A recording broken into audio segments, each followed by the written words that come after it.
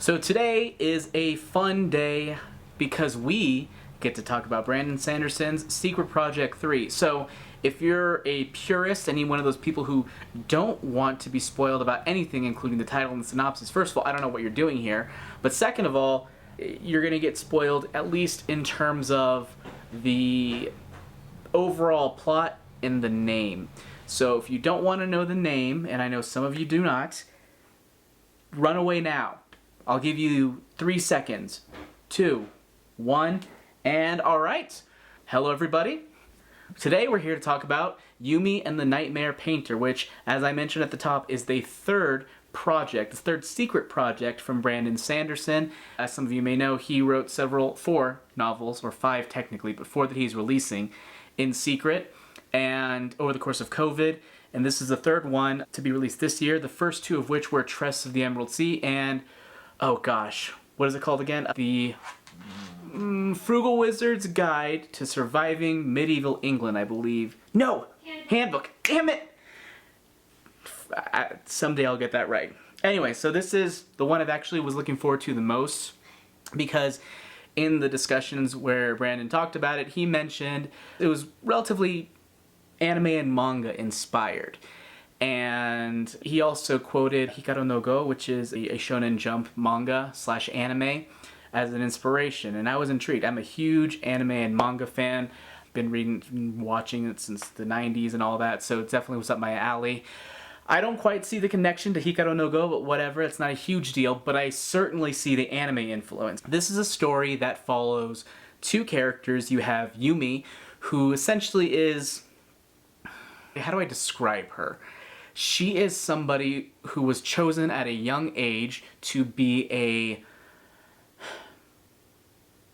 important part of her culture. It's a weird way of saying it, but I guess you can almost think of her as some sort of priestess. Not really that at all, but essentially what she goes from town to town, and she goes through a bunch of rituals, and in doing so is able to fabricate useful items to help the townspeople in each of the towns that she is in. And she basically does that 24/7, every day, all over her country. And then, on the flip side, you have someone else, the Nightmare Painter. Nikaro, I believe, is his actual name. He's called Painter throughout because a lot of people are named by their professions, and he is a Nightmare Painter. Essentially what that is somebody who searches for these, I forget what they're called in the story, but these ghost-type characters, and paints them into submission, essentially painting something and transforms them into that in order to make them more harmless, or less harmful, I guess I would say.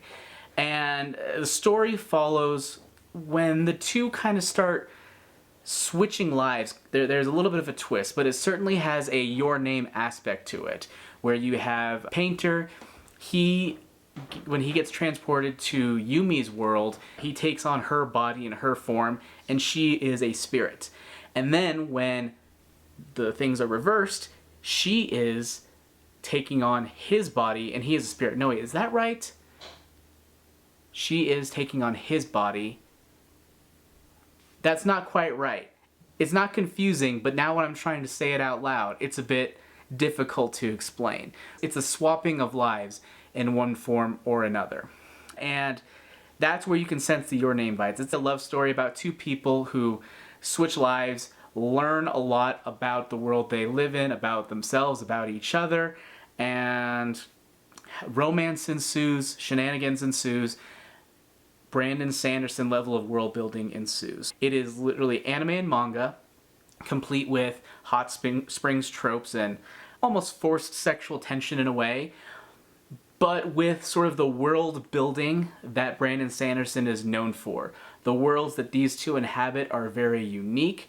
The entire plot is built around what they have to offer, the worlds offer, and they dig deep into it. They dig deep into, I guess, I wouldn't say so deep into the magic systems they have available. It's a little bit softer this time around, but you could tell there probably is a crunchiness to it that if he had a sequel, we would learn more about it. I don't know if we'll get a sequel, probably not, but the potential is certainly there. So what did I think about this book? I think it might be my favorite so far of all of the secret projects.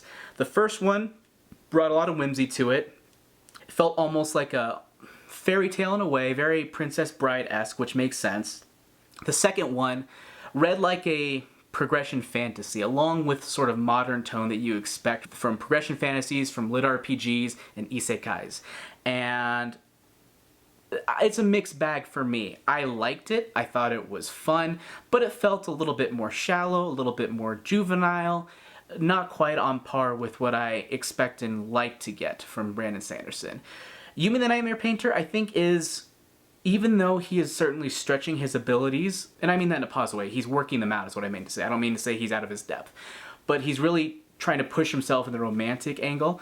I don't know if it works for everybody. I think it worked well enough for me here, but what I like about it is it feels more of what I expect from him. It has some great world building, some great character work, and the tone feels a little bit more in line with what you expect from his standard fantasy. Yeah, it's certainly lighter, for sure, than, say, Mistborn or Stormlight, but I'd say it's closer to that side of the spectrum than it is to the whimsy of Trust of the Emerald Sea. But I will say, it shares a narrator in Hoid. I don't know if that's a huge thing for people, but he has less of whimsy than he does in Tress, but he's still very much present. His voice is still very much there in the story. I think what this edition also has is it has a really nice cover.